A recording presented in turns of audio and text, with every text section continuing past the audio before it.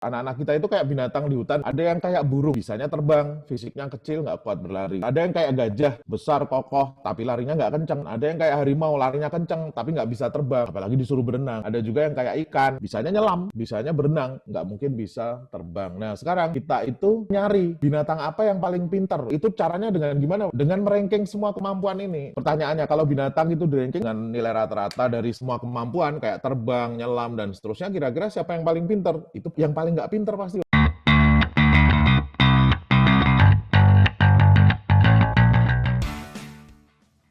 mitos literasi dan pendidikan. Yang belum kenal saya, nama saya Romi Satriwahono. Saya angkatan pertama dari SMA Taruna Nusantara di Magelang. Ikut beasiswa Pak Habibie. 10 tahun saya di Jepang. Major saya di software engineering dan machine learning. Jadi garapan saya kalau nggak berhubungan dengan software engineering, enterprise architecture, machine learning, seperti itu. Pulang di Indonesia, masuk ke LIPI. Saya hanya tahan 3 tahun. Setelah itu saya keluar. Startup bisnis yang namanya ilmukomputer.com. Kemudian saya ubah jadi Brainmatics. Saya di DSDM. Pelan-pelan dari anak lulusan SMK, saya sekolahkan. Sekarang sudah pada S2. Nah, perusahaan ini saya spin off untuk memberi saham ke pejuang-pejuang saya yang sudah lama ikut saya ya. Karena saya beberapa kali saya spin off. Yang khusus untuk project ada di Brain Devs, yang khusus untuk training center ada di Brainmatics. Kaki kanan saya bisnis, kaki kiri saya masih jadi akademisi, saya masih ngajar, saya masih jadi reviewer di banyak jurnal Scopus Index, ada IST, JSS, Software Practice Experience. Saya banyak ngerjakan project untuk yang IE, Enterprise Architecture dan Data Analytics di KPK, INSW, BPT, dan 4 tahun terakhir ini BUMN dan swasta yang banyak saya urusi. Mungkin seperti itu. Nah, hari ini kita akan diskusi tentang mitos. Mitos itu bahasa Indonesianya mitos, bahasa Inggrisnya myth, yang lahir dari mungkin bahasa Yunani, mitos juga sama dengan orang Indonesia, yang maknanya bahwa ini cerita turun-temurun kayaknya benar, diyakini benar, padahal enggak. Serial mitos saya ini sudah banyak. 10 mitos tentang penelitian ada. Jadi yang dipercaya benar tapi ternyata nggak benar. Ada lagi 10 mitos tentang software engineering. Kali ini kita bahas 10 mitos di dunia literasi dan pendidikan yang selama ini kita anggap benar nih, kayaknya benar. Mitos pertama, kita bahas pelan-pelan nih. Masukkan anak ke sekolah supaya anak jadi pintar. Ini kayaknya benar, Bos, kan? Tapi kayaknya bukan nih gitu ya. Karena apa? Dulu ada anekdot, dulu ada kata bijak. Setiap anak terlahir pintar, tapi kenyataannya jadi bodoh di sekolah. Karena apa? Pak anak saya itu kan terlahir pintar, betul gitu. Tapi masuk sekolah terus kemudian di ranking. Rankingnya 30 kan jadi goblok. Jadi masuk sekolah pengennya anaknya jadi pintar, kok malah jadi bodoh karena dia ranking 30 ke bawah. Ada yang aneh di dunia ini. Nah, dunia pendidikan di Indonesia juga menggunakan sistem ranking nih. Ini agak menarik tapi lucu. Karena apa? Kalau kita ibaratkan kita lagi didik anak-anak kita itu kayak binatang di hutan. Ada yang kayak burung, bisanya terbang, fisiknya kecil, nggak kuat berlari. Ada yang kayak gajah, besar, kokoh, tapi larinya nggak kenceng. Ada yang kayak harimau, larinya kenceng, tapi nggak bisa terbang, apalagi disuruh berenang. Ada juga yang kayak ikan, bisanya nyelam, bisanya berenang, nggak mungkin bisa terbang. Nah, sekarang kita itu seperti nyari binatang apa yang paling pintar. Itu caranya dengan gimana? Dengan meranking semua kemampuan ini. Pertanyaannya, kalau binatang itu di ranking siapa yang paling pintar dengan nilai rata-rata dari semua kemampuan kayak terbang, nyelam, dan seterusnya, kira-kira siapa yang paling pintar? Itu yang paling nggak pintar pasti. Karena orang yang rata-ratanya paling tinggi, itu kemungkinan dia nggak menguasai semuanya secara maksimal. Dalam arti nilainya mungkin nggak bagus di semua tempat. Ya mungkin ada yang bagus di banyak tempat, tapi nggak bagus di semua tempat. Nah, jadi makanya bahkan kerangka pendidikan itu mulai sekarang, mulai diarahkan. Jadi TK itu kalau di Jepang nggak boleh diajari baca tulis. Baca tulis baru masuk ke SD. TK itu diajarinya tanggung jawab, diajarinya karakter yang diajarkan. Setiap 3 hari sekali disuruh manggung. Dan ketika anak saya ikut lomba lari, ada pekan olahraga gitu ya. Anak saya nomor 1. Terus kemudian panitianya itu kayak nggak terlalu care ya istilahnya. Makanya hadiahnya juga sama. Saya makanya ngomong, kan anak saya tadi nomor 1. Kok hadiahnya sama aja dan nggak pernah disebut nomor 1. Ketawa mereka istilahnya. Dia bilang, anakmu mungkin nomor 1 di lari, tapi ketika lompat jauh dia juga nggak bagus-bagus amat. Lihat ya Waslan ya. Makanya nomor 1-nya di lari itu kemampuan dia, dan biasa saja. Nanti pada saat di kemampuan lain dia mungkin lemah. Sistem pendidikan yang mengayomi semua hal seperti ini itu yang sebenarnya kita tunggu-tunggu gitu ya. Makanya ada masa kita memang kompetisi nih, tapi di level TK, SD, SMP, kayaknya kita harus mulai stop sistem ranking dari rata-rata nilai dan kita harus didik anak-anak kita supaya punya kecenderungan masing-masing, punya passion masing-masing, punya potensi masing-masing. Anak saya yang nomor 2, Bapak sekalian, sering saya marahi gitu ya. Karena apa? Hobinya main game. Di kepala saya, Bapak sekalian, ini bapaknya dokter computer science gitu ya, anaknya main game, ya dekat sih sama komputernya, tapi jelek nih, satu main game, satu ini gitu ya. Saya nggak nerima accept dengan ininya, itu cukup lama kan. Sampai kemudian saya berpikir, sudahlah saya biarkan dulu. Nih, kemarin dia cerita, aku mewakili kampusku, ikut lomba nasional, terus saya diminta untuk mengakses ke YouTube-nya. Dia nomor 1 kan gitu ya, ikut kompetisi nomor 1 dan ini akan dikirim ke internasional. Setelah saya pikir-pikir lagi, passion dia mungkin seperti itu gitu ya. Saya anak nomor 1 juga aneh kan, ketika saya sempat diamkan dia lama bahkan gitu ya, ketika dia ngomong, "Bi, aku pengen masuk jurusan pertanian." Ini agak stres nih saya, karena apa? Sistem karir di sana saya nggak tahu. Saya diamkan dia 3 hari, selama 3 hari itu saya ngerenung, saya lihat-lihat lagi, ada nggak orang sukses dari pertanian? Karena kalau kita masukkan ke IPB juga, IPB itu orang suksesnya bukan pertanian, tapi perbankan. Setelah saya lihat, banyak banget orang yang sukses di dunia pertanian. Jadi dari sana, saya kemudian respect ke anak saya ngomong, saya setuju saya bilang gitu. Oke, saya kemudian carikan anak saya tempat kira-kira yang pas di mana dan seterusnya. Meskipun ternyata anak-anak ini berubah ya. Jadi tahun ketiga dia kemudian ngomong, saya kayaknya nggak senang di pertanian lagi, saya pengen di manajemen dan seterusnya. Nah, anak-anak kita itu lagi nyari passion. Nanti saya bahas di mitos ke-10 ya, kenapa passion ini penting. Kita nyangkanya passion itu kan cuma kesenanganmu tok gitu ya, ternyata enggak. Ternyata sejarah peradaban di dunia ini mengajarkan kita, orang sukses itu nggak pernah ada yang berjuangnya di luar passionnya dia, selalu di dalam passionnya dia. Termasuk ketika saya berbisnis, ada banyak opportunity, saya bisnis makanan, saya bisnis properti, saya bisnis bahkan sampai bisnis minyak segala macam ya, ada banyak opportunity. Tapi passion saya memang ngajar, ngembangkan software. Nah, kalau saya bisnis saya berhubungan dengan itu, hati saya lebih nyaman karena passion saya lebih dapat. Mitos pertama, kita nyangkanya bahwa kalau kita masukkan ke sekolah, anak kita akan jadi pintar. Enggak. Kalau anak kita sampai ranking ke-30 di semester 1, kelas 1, itu kemungkinan kita harus sabar untuk membuat dia bangkit pelan-pelan. Kayak si Irsad dulu, anak saya nomor 1, TK di Jepang, nggak bisa bahasa Indonesia, saya bawa ke Indonesia, semua SD nolak, saya kembalikan ke TK. Di TK adaptasinya juga cukup lama, sampai saya lihat karena gegar bahasa ini membuat logiknya agak turun gitu ya. Matematikanya 3, 4 nilainya. Setelah itu saya pikir-pikir lagi, ini gaya belajarnya memang beda. Passionnya itu melihat helikopter view dari atas. Mulai kelas 3 saya ajarkan buat mind map. Misalkan belajar lingkaran itu ada apa? Saya bantu dia buat mind map dan setelah itu kelas 4 nilainya mulai naik 7, 8, kelas 6 itu udah 8, 9 gitu ya nih. Jadi kita perlu renungkan cara belajarnya dia dan kita harus paham anak ini mengalami trauma ketika dia harus kembali ke TK, nggak ngerti bahasa Indonesia, ada di Indonesia dan sekarang dia nemukan passionnya memang manajemen. Saya nggak bisa paksakan dia jadi computer science, enggak. Passionnya dia manajemen, dia ngelit orang bagus, dia good man. Nanti saya ceritakan juga di belakang ini. Yang kedua, ini yang paling saya musuhi di semua kampus yang saya ajar. Ini juga yang mengakibatkan saya dimusuhi banyak orang. Karena apa? Multiple choice itu soal ujian paling efisien di dunia. Di kampus-kampus makanya yang volumenya besar, satu kelas ada 50 orang, 100 orang, dan ada 20 kelas satu angkatan. Itu paling beautiful, paling nyaman, paling efisien, paling murah pakai soal multiple choice. Ada yang bahkan kampus semester 1 sampai semester 8 itu soalnya multiple choice semua. Di kampus saya, nggak ada soal multiple choice dari semester 1. Nanti kalau kita belajar tingkat kesukaran soal secara domain kognitif Bloom, itu ada C1 sampai C6 ya. Yang C6 itu, C5, C6 itu mulai analisis, sintesis. Kalau C1 itu pemahaman, hafalkan, definisikan. Soal yang bisa dibuat soal esai itu, bukan C1, C2, C3.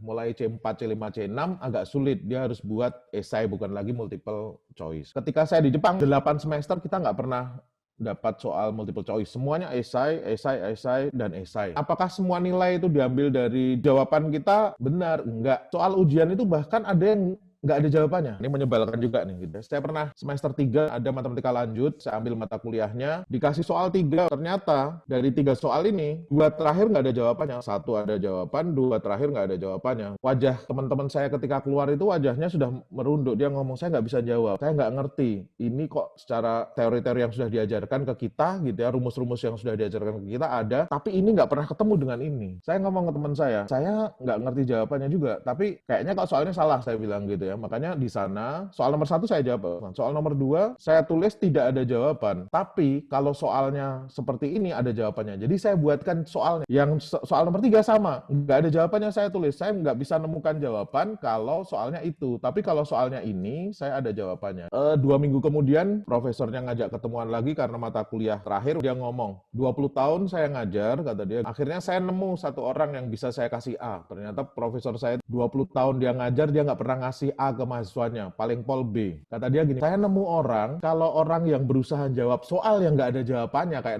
soal nomor 2 dan nomor 3, itu saya kasih C. Dia ngarang berarti gitu. Kalau ada orang yang berani ngomong bahwa tidak ada jawabannya, itu saya kasih B. Tapi ini saya nemu satu orang, yang dia ngerti bahwa soalnya nggak ada jawabannya. Tapi dia berikan soal alternatif, kata dia gitu ya. Jadi memang saya kasih, ya daripada kita dikasih 3 halaman kertas A4 ya, nggak lucu kalau saya kasih tidak ada jawaban gitu ya. Makanya saya daripada nganggur, saya tulis saja bahwa kalau soalnya kayak gini, saya jawabnya kayak gini. Jadi ternyata dalam dunia, kalau di Jepang itu namanya shipai gaku, ilmu kegagalan. Jadi kita itu kadang dikasih soal yang memang nggak ada jawabannya. Loh Pak kayak gitu? Iya, karena soal ujian itu setelah 15 kali kita ketemu mata kuliah, kita diajarkan berbagai teori, hukum, rumus soal ujian itu, konsepnya. Dengan teori hukum, rumus yang kita pelajari, gimana kita menyelesaikan masalah kehidupan. Gitu ya, konsepnya. Nah, soal benar, salah, dan multiple choice merusak otak kita. Ini saya rasakan sendiri. Saya ngajar S2 dari mahasiswa-mahasiswa yang S1-nya ada di kampus yang semester 1 sampai semester 8, itu soalnya multiple choice. Apa yang terjadi ketika dia saya suruh maju ke depan, kemudian saya debat? Kalau menurut saya kok nggak bisa ya Mbak kayak gini ya? Jawabannya bagus. Kalau gitu salah ya Pak ya? Nah, hidup itu disangkanya benar dan salah. Padahal dunia akademik itu apapun boleh Mbok lakukan, asal ada landasan. Apapun boleh kita lakukan, ngomong aja, defense. Tapi enggak, dia mikir bahwa hidup itu benar atau salah. Makanya ketika saya debat, oh berarti saya salah Pak. Oh, enggak, lu bisa benar gitu. Lo kata Bapak tadi salah. Lah iya, tapi dunia ini enggak hanya salah dan benar. Lebih lucu lagi ketika mahasiswa ini, kemudian bimbingan tesis. Pada saat bimbingan tesis, apa yang dia lakukan? Kan wajarnya orang bawa proposalnya, terus kemudian ngajak saya diskusi ya. Kalau dia enggak, dia berikan saya 4 proposal. Pak, ini saya sudah buat 4 proposal. Menurut Bapak mana yang paling baik loh? Makin gendeng. Ini rusak otaknya gara-gara multiple choice. Jadi disangkanya bahwa hidup itu A, B, C, D. Jadi diberikanlah ke dosen pembimbingnya juga itu 4 proposal. Saya disuruh milih. Sudah gila, kerusakannya tingkat tinggi. Shipai gaku itu ngajarkan kita bahwa kita bisa mendapatkan jawaban, nggak langsung linear, langsung ketemu jawabannya, enggak. Mungkin juga kita perlu beberapa kreativitas, tak tarik dulu, ke sana ke sini, kita buat inovasi, sampai kemudian keluar jawaban. Bisa juga memang bahwa nggak ada jawabannya, loh gitu ya. Itu yang nggak pernah diajarkan dosen-dosen di Indonesia. Dosen-dosen di Indonesia itu selalu ada jawabannya. Dan dosen itu merasa bahwa kalau ada pertanyaan dari mahasiswa, meskipun dia nggak tahu, dia harus jawab. Meskipun dia nggak tahu, akhirnya ke sana ke sini. Padahal cukup ngomong aja, maaf, saya nggak ngerti. Ketika kita di Jepang, dosen ngomong, saya nggak ngerti, saya coba cari lagi nanti. Itu hal yang biasa di setiap mata kuliah. Saya tanya, dosen saya juga ngomongnya kayak gitu, nggak ada masalah. Tapi di Indonesia tabu banget ngomong nggak ngerti itu. Akhirnya berusaha jawab, padahal nggak ngerti juga. Yang selalu saya ajarkan ke mahasiswa saya berikan konsep, nggak saya suruh ngapal.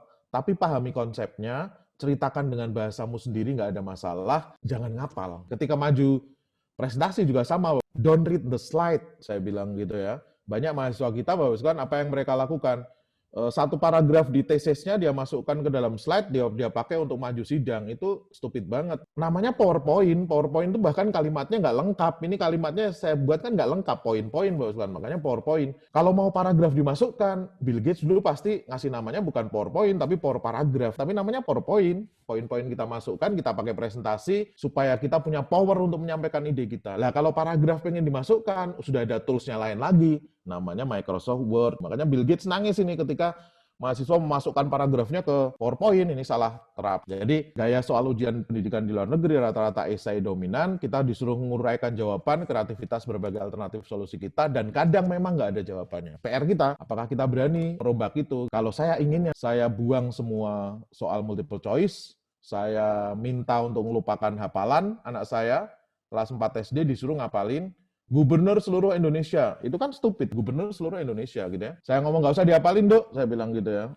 Nanti guruku marah, enggak, ngomong aja, bapakmu enggak mengizinkan kamu ngapalin gubernur seluruh Indonesia. Gurunya telepon, saya jawab, dia ngomong, Pak, mohon maaf, ini kan untuk pendidikan, anak bapak ini kita minta untuk ngapal gitu ya, kok nggak mau ngapal, katanya nggak boleh. Nggak boleh mbak, karena apa? Ngapalin gubernur seluruh Indonesia itu sama saja ngapalin 30%-nya soalnya ketangkep KPK, jadi ngapalin napi aja, ngapain gitu. Dan tahun depan juga berubah, mau ngapain, apa hakikat yang ingin Bu ajarkan? Ya ini untuk pendidikan bla bla bla. Ada masalah nggak kira-kira kalau anak saya nggak ngapalin? Enggak pak, putri bapak nomor 1 di kelas, lah ya sudah, kalau sampai ngapalin dia pasti jadi nomor 3 atau nomor 5, nggak lagi nomor 1, simpelnya kayak gitu. Biarkan anak didik kita menguraikan jawaban berdasarkan kreativitas pengetahuan yang kita ajarkan. Salah satu hal yang penting kan ketika presentasi, don't read the slide, jangan baca slide, jangan apa adanya. Makanya setiap penugasan saya berikan, uraikan, presentasikan dengan bahasa manusia. Saya sebut bahasa manusia, bukan bahasa Indonesia. Gitu ya. Bahasa manusia itu yang kayak yang saya lakukan sekarang, bukan saya baca. Hentikan kerusakan otak. Oh bukan, itu bukan pendidikan yang kita inginkan. Mitos kedua. Mitos ketiga, kejar nilai IPK tinggi, pasti hidupmu sukses. Ada hal yang menarik, satu angkatan 60 orang misalkan gitu ya, ternyata ranking 50 ke bawah, itu nanti yang akan punya bisnis yang karyawannya adalah ranking 10 besar gitu. Kok bisa kayak gitu? Ada 2 orang membuat satu penelitian yang kemudian dapat Nobel, dan Dunning-Kruger ini dapat Nobel kemudian. Dia cerita tentang bias kognitif yang sebenarnya merefleksikan cerita lama. Jadi dulu sudah pernah dikatakan oleh Charles Darwin, bukan pengetahuan, justru ketidaktahuanlah yang cenderung menghasilkan kepercayaan. Meskipun sebenarnya itu bias kognitif, kata si Charles Darwin. Nah, Dunning-Kruger ini menyampaikan seperti ini. Kalau orang itu semakin detail, semakin paham, dia semakin paham sulitnya. Efeknya apa? Dia semakin nggak bisa ngomong ya, dan semakin nggak yakin. Efeknya apa? Ketika dia berbisnis, nggak bisa. Karena apa? Bisnis butuh kepercayaan diri. Bahkan kadang produknya yang nggak ada, saya terpaksa harus ngomong, ini sebentar lagi kita bikin. Kayak Bill Gates yang dulu menawarkan OS, padahal OS-nya belum ada, lagi dibikin. Ada pasukannya dia namanya Steve Ballmer. Steve Ballmer lah yang berjuang di belakang karena dia orang pintar. Bill Gates kok bisa ngomong kayak gitu? Karena bias kognitif tadi, nggak ngerti bahwa itu sulit. Saya pernah jalan bareng ketika di Jepang, saya part-time di perusahaan software tahun 98. Saya jalan sama marketing saya ke sebuah perusahaan, terus kemudian perusahaannya ngomong gini, ini bisa nggak nanti softwaremu ini connect dengan SAP kita. Bayangkan Bapak sekalian, ini tahun 1998, SAP-nya nggak se-open kayak sekarang. Saya mau ngomong, oh ini nggak bisa gitu. Saya disenggol sama marketing saya, dia ngomong, justru itulah kami datang ke sini. Karena kami satu-satunya perusahaan yang mampu melakukan itu. Tempat lain nggak ada. Saya kaget juga, wah hebat banget ini senior saya. Ketika pulang, kita naik kereta, kita naik Dengsha, saya ngomong ke dia, saya harus belajar ke Anda. Karena kita belum bisa nih. Tim saya juga belum bisa koneksi ke SAP. Jawabannya bagus Bapak sekalian, marketing saya ngomong kayak gini. Tugasku tuh ngegulin project. Tugasmu mikirin yang kayak tadi itu. Yang gabungin SAP tadi tugasmu bukan tugas saya. Karena dia nggak ngerti sulitnya, dia bisa ngomong bahwa saya bisa. Tapi kalau saya ngerti sulitnya, kita nggak bisa ngomong bahwa ini saya bisa. Nih. Jadi ini yang harus kita agak perlu hati-hati. Nah, kalau urusan IPK, kan IPK itu tidak menunjukkan kecerdasan sebenarnya. Tapi IPK itu menunjukkan portfolio kita, portfolio ketika mahasiswa dalam pengelolaan waktu kehidupan di kampus. Kalau bercanda-bercandanya, saya sering sebut, IPK itu hal yang nggak penting, remeh-temeh. Ya tuh Bapak sekalian, ini semua setuju. Gitu ya. Saya pernah ngisi di Ikatan Mahasiswa dulu Bapak sekalian, ketika saya ngomong, IPK itu nggak penting, remeh-temeh, urusan kecil. Nggak penting, nggak menentukan masa depan. Wah, semuanya setuju Bapak sekalian, teriak-teriak setuju gitu ya. Karena apa? Aktivis mahasiswa, mereka IPK-nya rendah. Tapi ketika saya ngomong, justru karena hal yang kecil, ecek-ecek gitu ya, akan sangat lucu, akan sangat absurd kalau kita tidak bisa memecahkan masalah yang ecek-ecek itu. Di slide saya tampilkan, absurd dan lucu, mahasiswa IPK rendah ngomong ke DPR, ketika anggaran pendidikan itu 20% tidak tercapai, dia demo, bahkan ngomong, bebaskan masyarakat dari kebodohan. Absurd bagi saya, karena apa? Bebaskan dirimu dari kebodohan, baru dirimu ngomong ke masyarakat, bebaskan masyarakat dari kebodohan. Dunia pendidikan itu ada Dunning-Kruger effect, ada bias kognitif. Jadi orang yang nggak terlalu ngerti dalam, itu dia lebih percaya. Orang yang ngerti terlalu dalam, dia semakin nggak percaya diri nanti. Bukan pengetahuan, justru ketidaktahuanlah yang membuat kita jadi percaya diri. Kalau Dunning-Kruger itu bahasanya agak rumit. Kesalahan dalam menilai orang yang inkompeten, jadi kita menilai orang yang inkompeten, itu berawalnya dari ketika kita menilai diri sendiri, tapi kesalahan dalam menilai orang yang sangat kompeten, berawalnya dari menilai orang lain. IPK itu urusan hard skill, urusannya kognitif sama psikomotorik.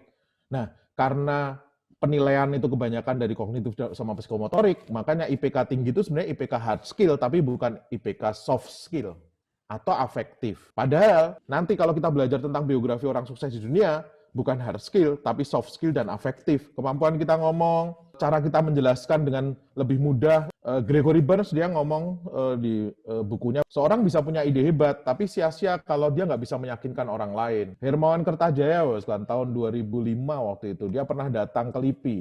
Wahai peneliti, kalian orang pintar, saya nggak akan ragukan lagi, belajarlah marketing. Karena apa? Peneliti LIPI, kalau ngomong rumit dipahami, biasa nulis paper di jurnal, nggak pernah nulis paper di media massa, nulis artikel di media massa, ngomongnya rumit, sulit dipahami di level bawahnya. Makanya Hermawan Kertajaya paham itu, makanya dia ngomong, wahai para peneliti, belajarlah marketing. Ada yang namanya indeks FOG ya. Indeks Fox itu gini, kita perlu belajar berapa tahun, SD itu 6 tahun, SMP 3 tahun, SMA 3 tahun ya. Kita perlu belajar berapa tahun supaya memahami apa yang diomongkan orang lain. Rata-rata orang komputer, tokoh-tokoh komputer itu indeks Fox-nya 12. Maknanya apa, Boswan?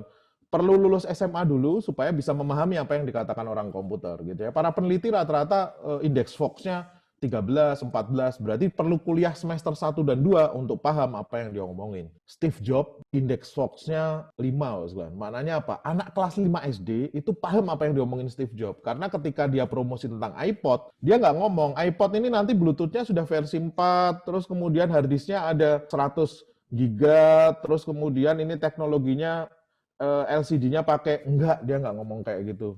Steve Jobs ngomong, iPod, saya punya produk iPod, 1000 lagu ada di sakumu, titik. Dia nggak pakai bahasa yang aneh-aneh. Indeks Fox-nya kecil, kalau dari sisi bisnis nanti pertanyaannya, anak kelas 5 SD kan nggak mampu beli iPod, Pak. Iya, tapi dia bisa minta bapaknya untuk dibelikan iPod. Ya nggak bisa dicegah atau nggak bisa mencegah orang tua membeli, itu kalau anaknya yang minta. Dalam dunia IT, profesi pun berkembang. Gartner Predict di tahun 2018, meskipun ini melanjutkan Gartner Predict yang tahun 2004 ya, Mas Gan ya.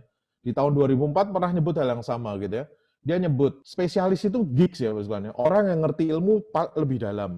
Tapi versatilis itu geeks, para spesialis ini, tapi bisa menyampaikan pendapatnya dengan baik, bisa punya ide. Jadi kalau orang komputer nggak hanya ngerti bisnis, nggak hanya ngerti komputer, tapi juga ngerti bisnis, ngerti UI sama UX, ngerti requirement gathering, punya communication skill, itu lebih dibutuhkan daripada geeks yang nggak bisa menyampaikan pendapatnya. Dan geeks itu bisa kita dapatkan dari pendidikan hard skill. Tapi versatilis itu pendidikan soft skill. Makanya kenapa kok kita harus mulai membuang banyak hard skill, atau nggak usah dibuang, tapi kita tambahi yang soft skill. Kalau Bapak sekalian lihat tren di dunia IT ini, mohon maaf kalau yang bukan yang orang IT ya, cara develop produk di era GAFAM, Google, Amazon, Facebook, Apple, Microsoft, atau startup bisnis itu caranya kayak gini. Ada orang yang punya bisnis jualan CD di mall-mall, nggak laku lagi gitu ya. Kayak di Stara itu bangkrut ya usulannya, nggak laku lagi. Apa yang dia lakukan? Dia kemudian kontak ke bisnis analis. Bisnis analis ini orang yang ngerti bisnis tentang CD itu. Bisnis analis kemudian melihat, Pak, sekarang eranya sudah berubah. Kita harus bisnis jualannya lewat aplikasi, bukan dibeli, tapi dia boleh ngakses, dia boleh mutar gitu ya, tapi dia bukan beli, tapi sistemnya langganan. Kemudian, oke, ayo kita bikinkan sistemnya, dibuatlah sistem analis. Nah, Bapak kan kalau ngelihat JobsDB, JobStreet, bisnis analis sama sistem analis ini nggak banyak lagi kebutuhannya di situ. Loh, namanya sekarang apa? Namanya sekarang diubah, kan? Product manager. Jadi kalau ada lowongan itu namanya product manager. Yang product manager itu versatilis versi versatilis dari bisnis analis, sistem analis, dan UI UX. Jadi product manager itu harus paham bisnis itu kayak gimana, harus ngerti bisnis, tapi harus ngerti sistem arsitektur juga, dan harus ngerti UI sama UX. Nanti product manager ini kemudian, oke, kita bikin yuk, dia gantikan BA sama SA, terus dulu project manager ini orang yang pegang sertifikasi PMP gitu ya, dia bisa buat Gantt chart, dia bisa dan seterusnya. Sekarang enggak, Bos. Kita butuh project manager yang agile. Jadi kalau saya pengen perubahan besok, ini dia bisa adaptif. Bisa nggak kalau model kayak WBS dibuat, project manager umum sulit. Kita perlu agile project manager. Zaman sudah berubah. Project manager yang ala agile atau ala scrum base ini, Bapak sekalian, itu versi versatilis dari project manager biasa. Software sistem speknya sudah jadi di sini, diserahkan ke software engineer untuk develop. Nah, dulu namanya, Bapak sekalian, oh saya butuh mobile programmer, saya butuh full stack atau web developer, saya butuh dan seterusnya. Kalau sekarang namanya enggak, Bos. Kita sebut aja software engineer. Software engineer itu versi versatilis dari programmer spesialis, tapi bisa ngomong dengan baik, bisa nyampaikan idenya. Setelah itu serahkan ke UI UX, bikin database-nya, database engineer, Bapak sekalian, quality assurance dijaga. Sebelah kiri ini di era sekarang kita sebut product management, sebelah kanan kita sebut software engineering. Kalau kita buat aplikasi zaman dulu, CRUD, create, read, update, delete, report, itu selesai sampai di sini. Tapi sekarang enggak. Ketika kita buka Netflix, setelah Anda nonton Queen's Gambit, Anda sebaiknya nonton ini loh. Dia mulai membuat asosiasi ke film-film yang berhubungan dengan film yang saya tonton. Ketika Anda nonton film Blacklist, Anda sebaiknya nonton film Billions nih. Dia berikan kedekatan. Itu mereka pakai association rules kalau di dunia data mining. Nah, kita butuh data analis. Data analis ini kalau kita hanya urusannya data statistik cukup. Tapi kalau saya pengen membuat pola, data scientist. Loh kok sekarang namanya data scientist lah. Dulu padahal kan machine learning engineer. Nah, mesin data scientist itu versi versatilis dari AI ML engineer. Dia ngerti algoritma, tapi ngerti bisnis, dia bisa presentasi dengan baik. AI ML engineer merasa bahwa ini saya sudah berusaha semua, kita mau memprofil orang gitu ya, sudah bisa semua, belum sudah bisa semua, tapi ketika ketemu data noisy, bubar ini, nggak bagus ini. Lahirlah researcher gitu ya, peneliti machine learning, kemudian ngasih ide ke dia, pakai algoritmanya mantas saja, dan ini sudah saya perbaiki, lemparkan ke sana, Bapak sekalian, kolom sebelah kiri namanya data science. Software-nya sudah jadi, kita butuh install di server, sistem administrator, network engineer, kalau modelnya cloud engineer, supaya development sama operation itu nyambung, IT DevOps. IT DevOps ini versi versatilis juga ini Bapak sekalian, lihat ya. Butuh cyber security engineer. Software-nya jadi. Sebelah kanan disebut infrastructure security. Software-nya dijalankan, perlu technical support. Ada yang gigs tapi technical support, tapi dia harus memaintain semua proses. Kalau ada insiden dan seterusnya, versi versatilis dari technical support, IT service manager biasanya sekarang pegang sertifikasi ITIL, supaya jalan dengan baik, ada kepatuhan terjaga, saya perlu audit, IT auditor, saya pengen helikopter view dari atas, pengen saya lihat dengan baik, enterprise architecture, ada yang mimpin Chief Technology Officer, kalau sekarang dulu namanya CIO, Chief Information Officer, IT Governance. Nanti semua hal ini diceritakan oleh Mas Hendro ketika ngajar di kelas. Mas Hendro profesinya sebagai dosen pada saat itu. Atas itu Bapak sekalian, computing, research. Ada banyak profesi di bidang saya berubah gitu ya, dari hard skill itu ke soft skill. Jadi sekarang butuh kemampuan untuk berargumentasi dan seterusnya. Makanya lupakan multiple choice, kita mulai harus konsentrasi ke soft skill, didik dan bangkitkan mental anak-anak muda yang kuat secara akademik. Kalau kuat akademik ya sudah, tapi didik mereka mentalnya, lebih yakin, lebih percaya diri, punya soft skill, diajari public speaking gitu ya. Tapi anak-anak yang kurang serius di dunia akademik, motivasi, encourage mereka untuk lebih rajin belajar, banyak baca, kerja keras, karena suatu saat mereka akan terkena superioritas ilusif. Mereka nggak tahu kalau mereka nggak tahu gitu ya. Superioritas ilusif itu bahaya, menghancurkan integritasnya dia juga gitu ya. Dia udah terlanjur ngomong, kita bisa di dunia ini, yang lain nggak bisa, cuman saya yang bisa. Ternyata memang teknologinya belum ada lah, itu kan ngeri ya, Bapak. Mitos ketiga. Mitos keempat, Bapak. Manusia itu ada yang terlahir pintar dan ada yang terlahir bodoh. Ini mitos. Karena apa? Otak manusia itu 1000 gram, 800 gram sampai 1000 gram. Semuanya sama, Bapak. Kalau kita hardiskan, kata Adam Howe, 1000 terabyte. Kalau kita jadikan benang, itu ditarik bumi sampai bulan. 25 kali bolak-balik. Itulah otak manusia. Manusia biasa hanya pakai 1% dari kapasitas otaknya. Jadi dari 1000 tera itu kita hanya pakai 10 terabyte. Itu sudah ngapalin semua. Mas Hendro sudah ngapalin pemrogramannya, teman-teman di pusatnya, eselon 3 di bawahnya, sudah diapalin semua. Itu baru 10 terabyte. Manusia-manusia yang disebut cerdas di dunia kayak Einstein itu pakai 4-5% otaknya, hanya 4-5% otaknya. Kalau kita lihat film Lucy, kemasukan obat di dalam tubuhnya, dia bisa meningkatkan pemakaian kapasitas otak tubuhnya mulai 10%, dia mulai bisa lihat signal handphone itu, Bapak kan ketika orang nelpon itu naik, ini dia kelihatan. 20% dia bisa menggerakkan benda-benda. Gusti Allah tuh saking sayangnya ke kita sampai kemudian memberikan otak yang hanya kita pakai 1%. Dan ada anekdot, kalau ada cangkok otak suatu saat teknologinya sudah nyampe, yang paling dicari itu orang Indonesia. Investasi paling asik itu orang Indonesia. Karena orang Jepang, orang Amerika, otaknya sudah kebanyakan dipakai, warnanya abu-abu. Kalau orang Indonesia kan masih putih, bersih, nggak dipakai otaknya. Lucu dan absurd kalau ada mahasiswa yang komplain ke dosennya, Pak, saya sudah mentok ini Pak, otak saya sudah nggak bisa lagi mikir, padahal baru pakai 1% kapasitas otaknya. Adam Howe ini Bapak sekalian dia buat buku yang namanya I Am Gifted and So Are You. Dia cerita perjuangannya dia. SD, Bapak sekalian, dia masuk SD yang paling buruk gitu ya. Yang sebelumnya SD biasa. Tapi gurunya ngomong gini, Bapak sekalian, mohon maaf ini dia nggak bisa ngikutin pelajaran ke orang tuanya. Kemudian pindah ke SD paling buruk di Singapura, Bapak sekalian. Di SD paling buruk di Singapura itu gurunya pernah komentar, Bapak sekalian, murid saya 30. Kalau saya bisa membuat ranking 35 dari 30, Adam Khoo ini saya ranking ke 35, saking gobloknya. Stres dia, terus kemudian dia pikir, banyak baca buku, bahwa sekarang gimana caranya supaya saya nggak se-stupid ini lagi gitu ya. Kemudian dia menemukan cara menghafal, itu bagus kan, yang kemudian orang nyebut itu super memory itu bagus kan kalau di sekarang. Jadi kita itu teringat justru bukan dari hal yang biasa, tapi hal yang nggak biasa. Makanya ketika si Adam Khoo disuruh oleh ibunya belanja di supermarket, tolong beliin daging sapi, telur, sendok garpu. Nah, dia itu membuat cerita bahwa ada sapi yang tanduknya dari sendok garpu, terus kemudian dia bisa bertelur loh. Dia buat cerita kayak gitu. Cerita itu ternyata lebih diingat daripada daripada dia ngapal listing. Adam Khoo membuktikan kelas 5 dia mulai bisa bangkit. Kelas 6 nilainya paling bagus, SD-nya yang paling buruk tadi bos kan Singapura.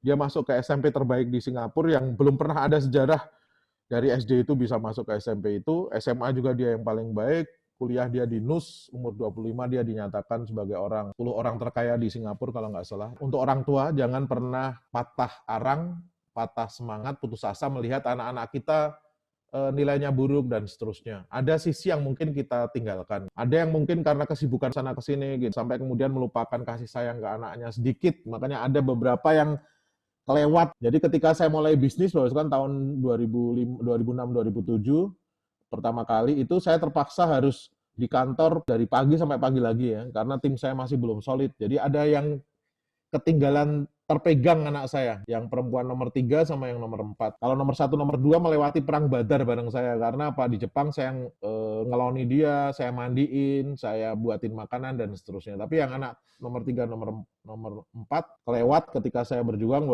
saya deketi, saya ajak diskusi Korea, saya sampai ikut konser-konser BTS segala macam, nganterin dua anak saya ini. Perjuangan yang harus saya lakukan karena apa, supaya saya bisa ngobrol sama mereka. Jadi ada masa memang kita, kesibukan kita, tapi coba dikompensasi dengan beberapa kegiatan. Aaron Stern ini membuktikan, dia ungkapan dia paling legendaris, genius itu tidak dilahirkan, genius itu diciptakan. Kecerdasan itu bisa dilatih. Aaron Stern ini pada saat ngomong era-era tahun 1970-80, nggak ada orang yang percaya. Karena apa? Ya orang jenius itu lahir genetis gitu kan.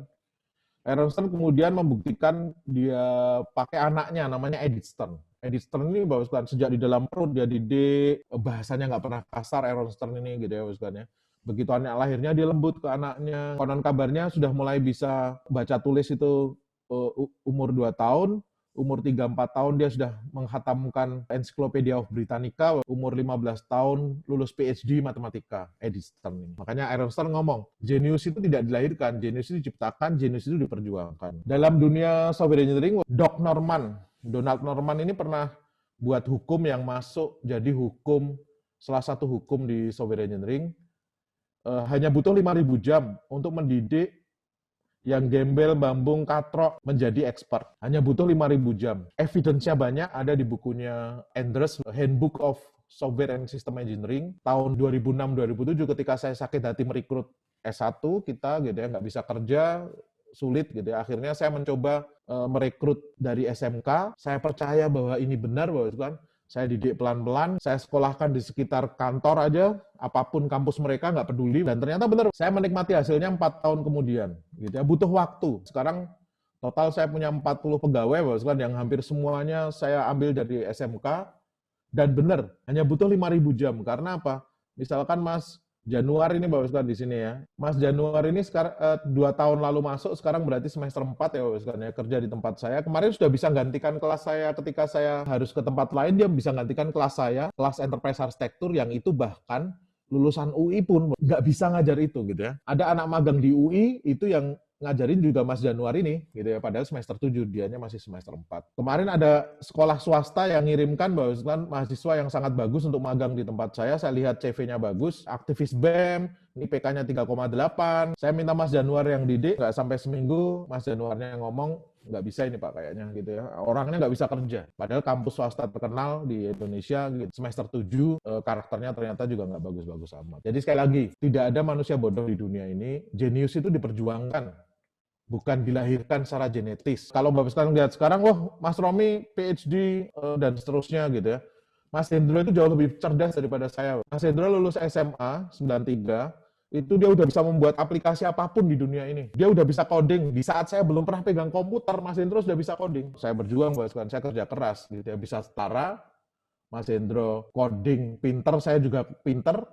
Sampai Mas Hendro tetap coding, saya sudah nggak coding lagi. Karena apa? Saya sudah punya staff banyak yang bisa coding untuk saya. Makanya beberapa kesalahan Mas Hendro mungkin karena terlalu pinter, dia terkena bias kognitif tadi. Jadi yang nyarikan project saya, yang ngerjakan Mas Hendro, kan gitu ya akhirnya. Sekolah juga akhirnya saya bisa lulus PhD, Mas Hendronya nggak lulus-lulus. Bias kognitif, dia menganggap bahwa PhD itu sulit. Bagi saya, enggak, kita jalani aja. Mitos kelima, setiap program di Ristek Dikti atau di Dikbud, Bapak sekalian, ketika kita butuh pendidikan karakter, apa yang kemudian kita lakukan? Dibuatin mata kuliah namanya pendidikan karakter. Ini kesalahan kita. Jadi kita itu menganggap bahwa kalau kita nambah mata pelajaran dan nambah mata kuliah, itu anak kita akan makin cerdas. Salah. Di Jepang, saya untuk lulus S1 hanya butuh 100 SKS, di mana 12 SKS yang skripsi. Jadi hanya 88 SKS. Jadi ketika kuliah itu kan Senin dari jam 9 sampai jam 12 saya kuliah. Siangnya kosong. Selasa saya libur. Rabu saya kuliah lagi jam 9 sampai jam 12. Siangnya kosong. Kamis saya libur. Jumatnya saya kuliah lagi. Jadi kuliah itu paling 3 mata kuliah aja kalau di Jepang. Di Indonesia 144 SKS harus kita selesaikan. Di Indonesia tiap hari siswa-siswi kita menghabiskan 7,5 sampai 9 jam belajar di sekolahnya, itu pun ditambahin PR. Lihat ke negara-negara maju. Rusia itu 5 jam belajar, total liburnya itu 4 bulan. Wah, brutal ya misalnya. Finland yang disebut negara dengan gaya pendidikan yang paling bagus, itu per hari hanya 3 jam, 45 menit. Dan setiap 45 menit belajar, istirahatnya 15 menit. Nggak ada PR. Prancis, itu 5 jam belajar per hari. Belajarnya Senin sampai Kamis saja 4 hari per minggu. Di setiap musim itu ada liburannya. Ada liburan musim panas, dingin, semi, dan seterusnya. Inggris itu 6 jam, agak dekat dengan kita, tapi periode liburnya juga banyak. Nih, apakah kemudian ketika di Jepang saya hanya belajar sedikit SKS kemudian saya jadi stupid? Enggak. Karena apa? Sedikit teori yang saya dapatkan dari kampus, itu saya selasanya, saya part-time, saya ke Activision, Bapak sekalian. Saya jadi programmer di sana. Jadi kognitif saya diajarkan di kampus, tapi psikomotorik dan afektif saya dapatkan dari industri. Jadi Selasa, Kamis itu saya part-time di berbagai. Jadi saya mulai dari programmer, game tester, programmer, sampai kemudian saya jadi sistem analis, kemudian saya ngajar bule-bule ketika di Activision, Bapak kan selama saya mulai dari semester 1 itu gitu ya. Dan itu menajamkan ilmu yang saya dapatkan selama di kampus. Bahkan tingkat 3 itu saya kosong 1 tahun. Saya full itu kerja dari Senin sampai Jumat di Activision, perusahaan game itu. Makanya ketika saya akan lulus, Activision nawarkan saya 2 juta yen per bulan. Ada 2 dulu, 1,5 juta sama 2 juta yen per bulan. Satu Islam bersih, satu Activision gitu ya. Cuman saya tolak, saya bilang bahwa kalau cuma 2 juta di Indonesia, saya juga di LIPI digaji 2 juta gitu ya. Ternyata benar digaji 2 juta 250, bukan yen tapi rupiah. Yang paling stres siapa? Yang paling stres istri. Tapi saya ngomong, tenang, wahai istriku yang tersayang, tenang, 5 tahun lagi uangmu saya kembalikan. Di Indonesia itu penuh tantangan gitu ya. Kita bisa membuat lompatan. 15 tahun yang lalu, motor saya sama dengan Mas Hendro gitu ya. Kita sama-sama pakai Honda Karisma ya, Mas Hendro ya dulu ya. Nih, saya berangkat juga bareng sama Mas Hendro, kecemplung got juga bareng dengan Mas Hendro, kadang kempes ban di jalan juga bareng sama Mas Hendro gitu ya nih. Tapi kalau kita mau bisnis, membuat creativity, kan, dalam 3 tahun saya bisa beli mobil, dalam 5 tahun saya bisa beli mobil nggak pakai nyicil, dalam 6 tahun saya bisa beli rumah 10 miliar ringan. Jadi kok bisa seperti itu? Kurangi pembelajaran kognitif, ngapal nggak penting lagi, perbanyak pendidikan afektif, sikap, karakter, dan soft skill. Mitos ke-6. Ini sering dikeluhkan oleh mahasiswa kita. Pak, makin banyak baca, saya makin pusing, Pak. PR juga dunia literasi ya, makin banyak baca literatur, saya makin pusing. Nah, ada gium dalam dunia pendidikan dan penelitian. Untuk bisa menyelesaikan S1 yang benar, itu kita butuh 20-70 paper. S2 itu 70-200 paper. S3 itu 200-700 paper. Makanya biasanya mahasiswa kita itu, saya ngajar mahasiswa S2, Pak, saya pusing, Pak. Makin banyak baca, makin pusing. Berapa yang sudah baca? Oh, banyak, Pak. Saya baca 20 paper. Belum makomnya. Lihat, ya. Makomnya itu 70-200. Kenapa jadi pusing? Jadi pusing bukan karena banyak baca, tapi yang kita baca belum banyak, makanya pusing. Benang-benang merahnya belum ketemu, makanya pusing. Kalau bacanya sudah 70 sampai 200 mahasiswa S2, baru dia pusingnya makin hilang. Ada tools yang bantu kita, kayak Mendeley, gitu ya Bapak sekalian ya. Terus kemudian Fast Viewer, ada ribuan paper yang sudah saya download di Mendeley saya. Ini kalau era sekarang nikmatnya seperti ini. Ada ribuan paper yang sudah saya download, nih kalau lihat paper saya Bapak sekalian, 987. Ini semua tentang penelitian saya. Saya nggak perlu baca semua. Bisa nggak? Bisa. Pakai Fast Viewer ini, tinggal ekstrak dia. Saya read data dari yang tadi, gitu ya. Terus kemudian di sini saya ambil yang spesifik penelitian saya, ada di sini. Saya next, saya lihat. Bahwa sekalian saya nggak pengen, tapi yang, nih, co-occurrence saya sekalian ya, saya ambil ya. Terus kemudian saya butuh 4 atau ini oke lah, saya next, saya finish. Belum. Saya tahu penelitian yang ada di 987 paper saya itu arahnya kemana.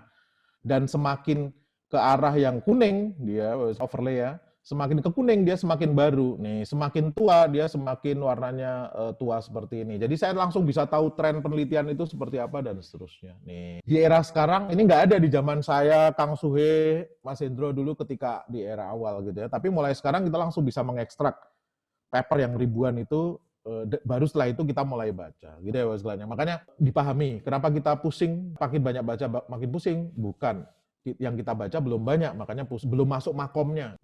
S1 20-70, S2 70 sampai 200, S3 itu 200 sampai 700 paper. Yang ketujuh, kalau mau sukses nggak usah banyak teori, langsung praktek aja. Ini banyak banget di era sekarang. Yang tadi kita diskusikan di awal, Bill Gates aja DO, Steve Jobs aja DO, karena mereka pengen langsung praktek, nggak pakai teori. Kita hidup di zaman yang agak berbeda ya. Ada staff saya dulu yang saya kasih beasiswa, tapi kemudian dia nggak mau kuliah gitu ya. Saya sudah sampaikan ke dia, kuliah itu bukan hanya untuk ke kognitif, tapi ke afektif. Sikapmu terhadap guru, dosen, jalin hubungan dengan teman-teman itu jauh lebih penting karena itu soft skill. Gitu ya. Dia nggak mau kuliah, padahal sudah dikasih beasiswa. Nggak mau kuliah, dia ngomong, dosen saya goblok, Pak. Masa dosen saya ngajari sesuatu yang saya lebih pintar daripada dia? Gitu ya. Nggak mungkin saya belajar ke orang-orang seperti itu. Ini bentuk arogansi. Kemudian dia ngomong, Pak, gini loh Pak, itu Bill Gates saja DO, Steve Jobs juga DO, dan seterusnya. Bill Gates itu DO-nya Harvard. Kalau kita lihat film Suits atau film Billions, Harvard ini terkenal dengan prodi hukumnya dan legend ini. Jadi Bill Gates itu DO-nya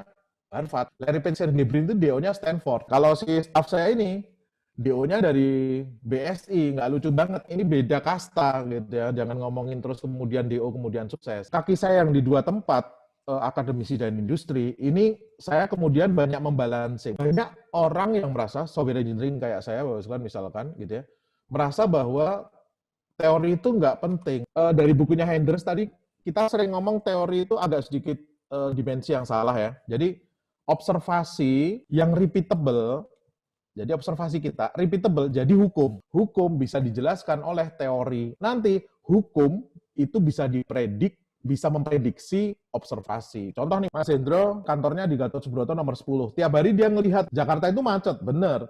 Tapi Senin dan Jumat itu benar-benar repeatable, macetnya banget. Observasinya Mas Hendro, ada yang repeatable, dia jadikan hukum. Jakarta itu setiap Senin dan Jumat itu macet banget. Hukumnya Mas Hendro tentang Jakarta, gitu ya. Jakarta itu setiap Senin dan Jumat macet banget. Terus kemudian, teorinya apa? Nah, repeatable observation itu jadi hukum. Hukum kita bisa pakai untuk memprediksi observasi.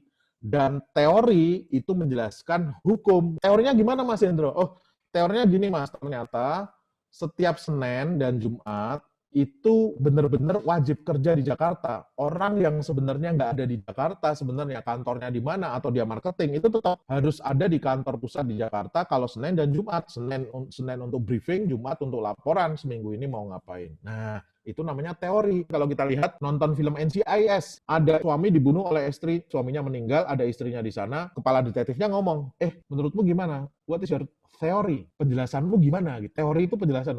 Nah, kalau teori saya kayak gini nih, si perempuan itu seminggu sebelumnya, dia register untuk asuransi gitu ya, kalau suaminya meninggal dan seterusnya, dan kemudian suaminya meninggal, makanya teori saya bahwa dia bunuh. Nih, jadi observasi yang repeatable jadi hukum, hukum dijelaskan oleh teori, hukum bisa kita pakai untuk mempredik observasi. PhD saya di software engineering, dan saya tahu software engineering itu ada hukum-hukum yang berlaku. dan praktisi di industri itu lengah terhadap hukum ini. Saya berikan contoh, Bos. Saya ngajar di salah satu industri software yang paling besar, dia punya 2.000 programmer. Programmer saya aja cuma ada 20, dia 2.000 programmer. Kira-kira kenapa kok dia undang saya, Bapak sekalian, untuk berbicara, share tentang dunia software engineering, padahal kan dia programmernya lebih banyak, dia pengalamannya lebih banyak. Nah, dia ngomong, saya punya project, Mas. Terus macet. Programmer saya ini kok kayaknya stupid banget ya. Loh kenapa? Projectnya macet 5 orang. Terus kemudian Mas, saya tambahin Mas 10 orang. Projectnya tambah macet ini gitu ya. Tadinya 3 bulan malah jadi setahun nggak jadi-jadi. Padahal sekarang sudah ada 15 orang. Ini kayaknya programmernya stupid. Nah, lihat ya Bapak sekalian ya. Ini pertanyaan yang sebenarnya sudah ada hukumnya. Nih, kalau dalam dunia software engineering itu Bapak sekalian, hukum ke-36. Adding manpower to a late project, make it later. Kata Freddy Brooks, nambahin orang di project yang telat, bikin project tambah telat kalau dalam dunia software. Karena dia nggak ngerti hukumnya, dia menyebut programmernya stupid karena nggak bisa ngerjain. Padahal yang stupid bukan programmernya, yang stupid dia. Karena dia sebagai manajer, dia nggak paham bahwa ada 50 hukum. Nih, ada lagi yang menarik. Programmer muda kita mengatakan, wah Pak, software ini gagal karena apa? Codingnya nggak bisa, kita bla bla bla. Dalam 25 tahun saya ngerjakan project di dunia software, nggak ada kegagalan software itu karena coding. Kalau codingnya kita nggak bisa, ya kita searching, ketemu. Kalau searching nggak ketemu, Bapak sekalian, adanya yang proprietary, saya beli, API-nya saya beli, nggak ada masalah. Project itu nggak pernah gagal karena technical aspek, saya nggak bisa coding, enggak. Ternyata hukum Glass sudah ngomong, hukum pertama di software engineering, requirement deficiencies and the prime source of project failure. Kegagalan project itu karena apa? Karena hari pertama klien minta seperti ini, Bapak sekalian, saya buatkan gitu ya. Terus kemudian minggu depan dia ngomong, nggak ini keren Mas, gitu ya. Yes, bad syndrome namanya, Bapak sekalian. Ini keren. Tapi tambahin sedikit dong gitu ya. Nanti 3 bulan lagi, Mas ternyata bukan ini nih, ini yang saya minta. Requirement deficiencies itu Bapak sekalian, kegagalan saya menangkap kebutuhannya dia seperti apa. Gitu. Itu yang menyebabkan kegagalan. Padahal ini ketemunya nggak setiap hari bisa ketemu misalkan, ini salah satu contohnya. Ini saya cerita bagaimana teori itu bisa mendrive practice gitu ya. Tapi pengalaman di practice juga bisa mendrive untuk jadi teori, karena practice itu kan observasi, berulang jadi hukum terus kemudian dijelaskan oleh teori. Saya pernah jadi reviewer untuk tender beauty contest di beberapa kementerian. Ada satu vendor anak-anak muda yang nggak pernah garap project di atas 500 juta, ini proyeknya 3 miliar gitu ya. Saya tanya, Mas ini gimana Mas, pengalamanmu nggak pernah ada yang di atas 3 miliar gitu ya, pengalamanmu kebanyakan kecil-kecil gitu ya. Jawabnya bagus, Jokowi itu Pak, wali kota aja bisa jadi presiden, nggak ada masalah. Saya kemudian meleverage bisnis saya untuk kemudian, lupa bahwa ada hukum ke-11, the Remer, lihat ya. What applies to small system does not apply to large one. Loh ini jawab pertanyaan itu. Ada lagi programmer yang sangat canggih, dia ngomong, Pak, software saya ini, saya develop, setelah itu nggak ada lagi permintaan perubahan. Ini sudah 5 tahun. Berarti keren, Pak. Saya bisa membaca requirement dengan bagus karena nggak ada lagi permintaan perubahan. Enggak, Mas. Kalau nggak ada permintaan perubahan, itu berarti softwaremu nggak ada yang pakai karena ada hukum Lehman ke-27. System that issues will be changed. Loh, hukum itu menjawab semua permasalahan kita. Makanya kenapa saya yang punya programmer 20 orang bisa ngajarin teman-teman yang bisnis yang developernya ada 2.000 orang. Karena apa? Saya ngerti hukumnya. Tapi kadang saya nggak ketemu kasusnya. Hukum ke-30 itu juga menarik nih, Bapak sekalian. Makanya kenapa kok bug itu dikumpulin pelan-pelan. Bukan langsung ada bug, report, terus kemudian saya ubah. Enggak. Karena apa? Kalau saya ngerubah kecil, error density-nya kemungkinan lebih gede. Nah, hukum ke-43 yang tadi saya jelaskan, hanya butuh 5.000 jam. Untuk kebijakan IT, kenapa kok kita nggak bisa investasi? Mas Hendro sebagai kapus nggak bisa membuat plan 5 tahun. Oh, kita akan membuat plan untuk infrastruktur kita akan 5 tahun. Di sini bahkan kita pengenkan umurnya 20 tahun. Nggak bisa, karena ada hukum Moore sama hukum Cooper. Price and performance of processor is half tiap 18 bulan. Beli sekarang untuk 10 tahun ke depan, nggak efisien. Masalahnya ketika nanti kita mau update, Mas, mohon maaf, ini hard disk kita akan update 3 tahun ke depan. Apa yang terjadi? Vendornya pusing, loh, Bapak masih pakai hard disk. Sekarang semuanya pakai SSD, Pak. Nggak ada yang pakai hard disk. Bubar semua. ISP ngos-ngosan gara-gara hukumnya Cooper. Wireless bandwidth double setiap 2,5 tahun. Ada hukumnya. Dan kenapa kok saya berjuang enterprise arsitektur, hukum ke-48, arsitektur wins over teknologi. Dan kenapa kok kita jadi paham bisnis sekarang itu aneh ya, karena apa? Gojek nggak untung, Tokopedia nggak untung. Tapi kok startup bisnis ternama karena sistem valuasi perusahaan itu mengikuti hukumnya Metcalfe, yang updated ya sebenarnya. Bukan value of net worth increase with the square of the user, bukan. Value of a software increase with the square of its user. Jadi nilai dari software kita itu meningkat sesuai dengan jumlah pengguna. Makanya Facebook membeli WhatsApp dengan nilai 200 triliun karena satu penggunanya dihitung 43 US dollar kalau nggak salah. Ini beberapa hal. Kita itu kan sudah punya insting ketika kita membuat pola dari data. Contoh ketika saya mengerjakan pola data mining untuk KPK, koruptor itu, orang korupsi itu karena tamak, tapi ini insting. Data mining nanti membuktikan ketika saya membuat pola dari data LHKPN, laporan harta kekayaan pejabat, faktor yang paling berpengaruh orang korup, itu bukan hutang dia ketika kampanye, bukan, tapi kendaraan. Jadi nomor 1 itu kendaraan, nomor 2 harta dari tanah, nomor 3 baru jabatan. Hukum ke-6, data mining memperkuat persepsi kita, yang tadinya insting, data mining bisa memperkuat kita. Menjawab pertanyaan juga ketika 5 tahun terakhir, saya ngomong ke staff saya, Le, tolong untuk marketing data mining, kelas data mining itu jangan ke orang-orang IT ya, tapi ke orang non-IT. Staff saya stres, bingung. Loh Pak, data mining kan kita trainingnya training IT Pak, berarti orangnya orang IT. Enggak, gara-gara saya punya 2 hukum, Bapak lihat ya. Hukum pertama, data mining itu dilakukan karena ada bisnis objektif, karena ada tujuan bisnis. Yang paling ngerti tujuan bisnis itu ya orang bisnisnya, bukan orang IT. Yang kedua, ketika data mining proses itu kita lakukan, CRIPS DM, business understanding, data understanding, dan seterusnya, itu selalu butuh business knowledge. Makanya ada hukum kedua, business knowledge is central to every step of data mining process. Kalau ditanya, kenapa kok saya bisa seperti ini? Saya ngerti teori, saya perkaya di industri. Makanya sebenarnya kalau kita mau jujur, dosen itu orang yang akan menguasai dunia. Karena apa? Kita ngerti semua hukum, kita ngerti semua teori. Cuman kok kondisinya kayak gini gimana? Nah, ini fakta berikutnya, dosen di kampus memberi mahasiswa bacaan yang tidak bagus. Mata kuliah data mining itu sudah ada buku-buku bagus, Witten, Hans and Camber, tapi malah buku-buku tipis yang isinya cara pakai R, cara pakai, padahal bukan itu intinya. Textbook yang kita pakai nggak sahih dan mutawatir, itu masalahnya gitu ya. Nih, makanya ketika bantu untuk nge-review kurikulum, yuk kembalikan ke buku yang sahih dan mutawatir. Tugas guru dan dosen itu baca buku textbook, ajarkan ke anak didik, mitos. Tugas guru dan dosen lebih arahnya ke mengajarkan text sheet knowledge, justru yang ada di pengalamannya dia. Yang buku textbook, biarkan mahasiswa belajar sendiri juga nggak apa-apa. Jadi yang ditunggu-tunggu di kelas itu sebenarnya bukan explicit knowledge, bukan, tapi text sheet knowledge. Tujuan pendidikan itu kalau mengikuti taksonomi Bloom ya, yang kita ajarkan tadi sudah saya sebut di depan. Kognitif itu konsep, psikomotorik itu kalau orang komputer, saya ngerti cara pakai toolsnya, saya bisa coding psikomotorik. Tapi konsep coding itu saya pahami, saya praktekkan. Kalau di SD, SMP, SMA ini sudah masuk di kurikulum 2013, Kurtilas, meskipun guru stres ketika harus menilai afektif, sikap. Padahal sikap ini kalau kita mau kuantifikasi, indikatornya kehadiran di kelas, itu sikap. Kehadiran di kelas berapa persen itu termasuk ke afektif. Dia mengutarakan pendapat, keaktifan di kelas, itu afektif, bukan kognitif psikomotorik sebenarnya. Ada 3 yang kita ajarkan. Dan kalau kita lihat, kalau Tridharma perguruan tinggi, ini sudah clear, cuman sekarang agak keliru penerapan aja. Tugas dosen, itu pendidikan dan pengajaran. 2, penelitian. 3, pengabdian masyarakat. Pengabdian masyarakat ini dipandang kalau kerja bakti sosial itu pengabdian masyarakat. Padahal enggak, saya ajarin mahasiswa punya ilmu dari pengalaman saya tekstil dan eksplisit dari buku. Mahasiswanya kalau sudah pinter dia bisa melakukan penelitian. Penelitian menghasilkan kontribusi ke pengetahuan. Kontribusi ke pengetahuan ini nanti saya pakai di industri. Hasil dari kontribusi ke pengetahuan itu kalau saya fully akademisi, saya kirim dalam bentuk paper, publikasi. Tapi kalau saya masuk ke industri, saya akan urus IPR-nya. Makanya pengabdian ke masyarakat tuh saya tadi punya framework enterprise architecture yang saya kasih nama IDEA itu yang saya kembangkan sendiri. Jadi ketika saya jadi akademisi, saya publikasi paper, tapi ketika saya jadi pebisnis, saya urus IPR-nya. Dan ketika itu saya tawarkan ke orang-orang, gitu ya, saya jual baik dalam bentuk layanan atau produk, itu dalam rangka pengabdian kepada masyarakat. Bukan kita kerja bakti, terus kemudian hanya ngajar, bukan. Lucu.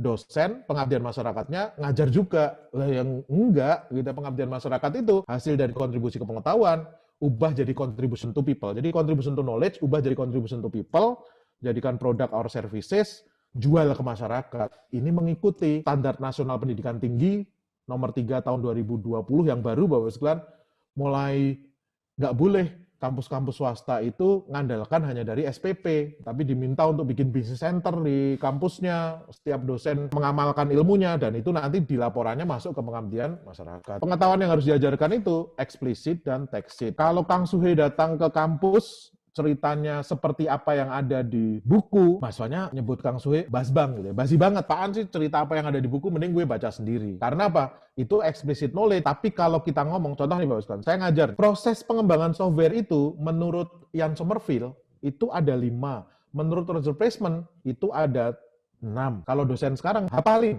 Oh, gitu Bapak sekalian. Gitu kan?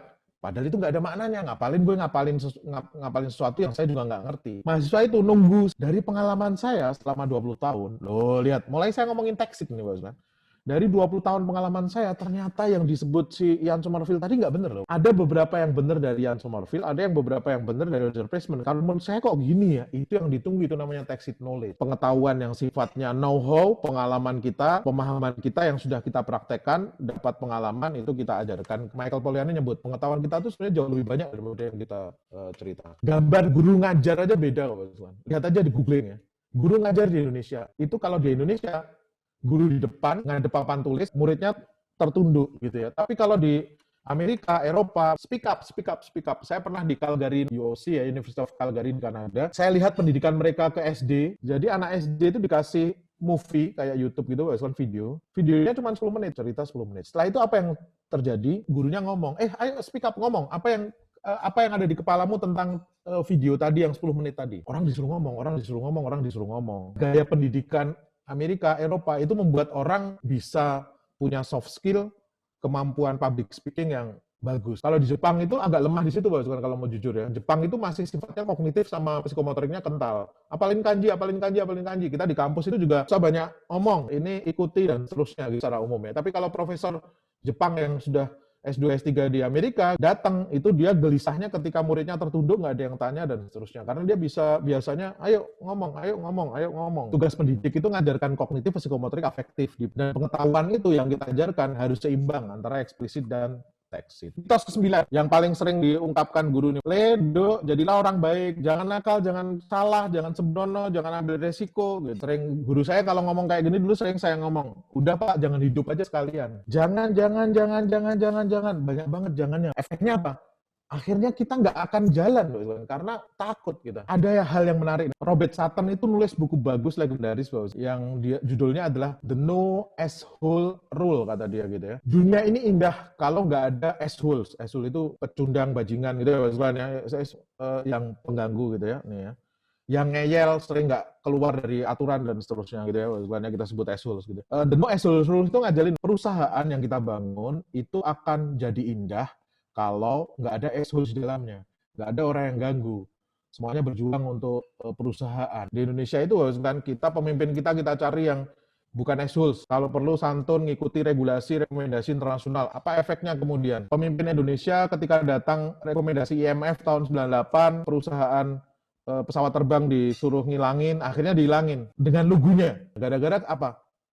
Kita kurang assholes. Jadi efek dari kita jadi orang baik dalam tanda kutip, Bapak sekalian, yang tiap hari kita tadi cekoin. Jadilah orang baik, jangan nakal, jangan lakukan kesalahan, jangan sembrono, jangan ambil resiko, kalau perlu jangan hidup. Kita kehilangan industri pesawat terbang, kita nggak berhasil merubah Toyota yang masuk ke Indonesia, itu sebenarnya masuknya sama dengan Mitsubishi masuk ke Malaysia, tapi di Malaysia ada pemimpin assholes yang namanya Mahathir Mohamad itu. Tapi assholes-nya dia itu patriotic assholes, gitu kan. Dia buat perjanjian, lu boleh dagang di Malaysia, tapi Mitsubishi transfer pengetahuan, transfer teknologi, nanti harus jadi merek kita sendiri suatu saat, jadilah Proton.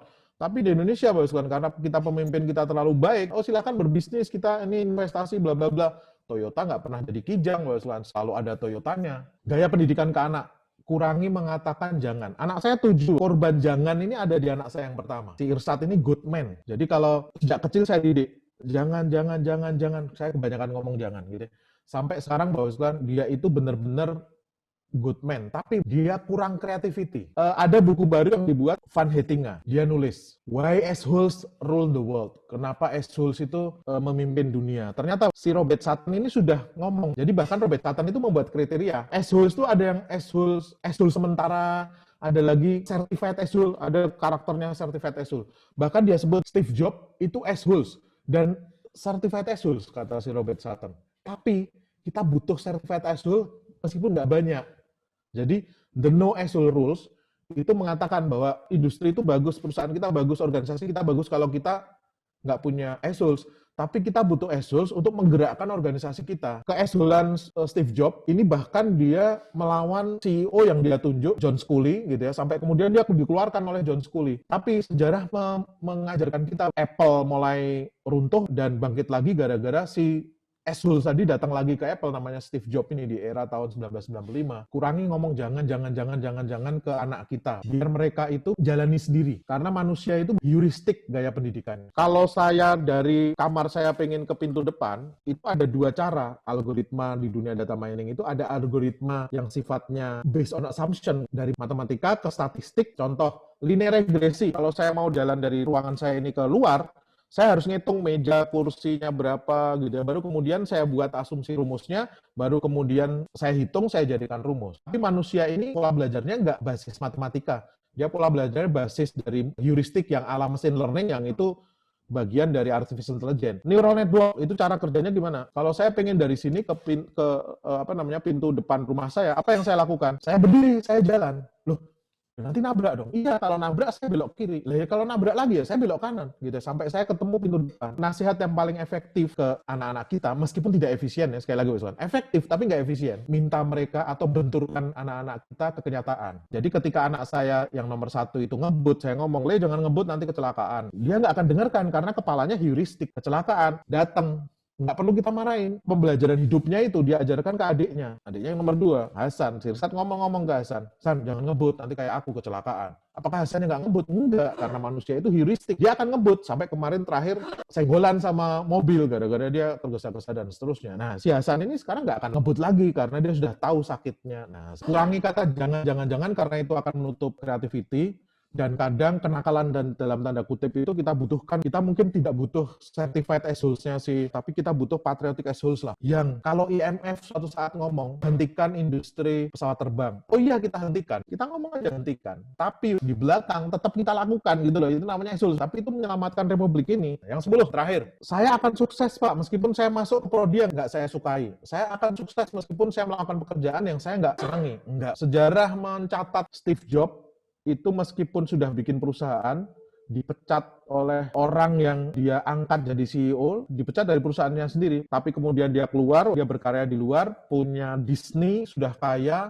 Kenapa dia balik lagi ke Apple? Jawabannya bagus, ada di biografinya beliau. Satu hal yang membuat saya bertahan adalah saya mencintai apa yang saya lakukan. Hampir nggak ada orang sukses di dunia ini kalau pekerjaan itu bukan hal yang dia senangi. James Dyson 5 tahun dia riset, gagalnya 5.126 di buku biografinya. Gara-gara dia pengen membuat penyedot debu yang tanpa kantong. Tahun keempat istrinya komplain, dia ngomong, hidup saya cuma ini gitu ya. Memang passionnya itu baru membuat alat untuk vacuum cleaner. Saya nggak masalah 5 tahun saya berjuang, ribuan sekali saya gagal eksperimen, tapi memang saya bekerja di tempat yang saya happy dengannya. Sekarang kalau kita ke Ace Hardware, ada vacuum cleaner yang harganya mahal, itu Dyson Engine tuh Pak Usman.